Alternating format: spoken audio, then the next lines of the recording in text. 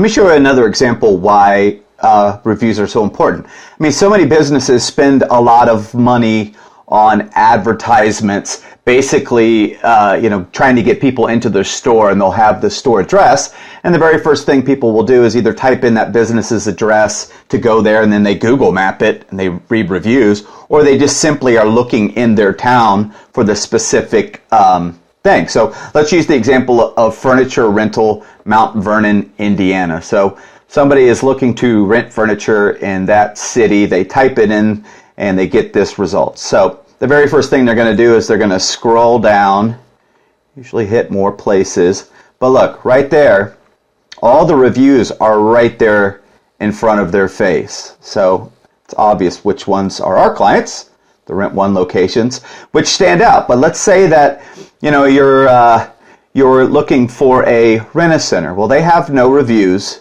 So somebody clicks here, and it's having no reviews is not going to be a negative, but it's not a positive either. Now, let's say if you were looking for a Rent One store, and this is the store that you're looking for in that area, and you click it to get directions, well, you can see that it's just nothing but positive reviews. So even though that customer has said, okay, that's the store I want to go to, well, when they read these reviews, they're obviously in a much better place before they even walk in the door.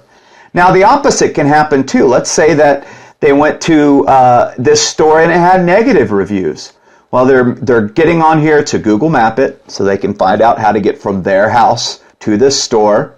And they click, they're over here, and they click on it so they can get directions.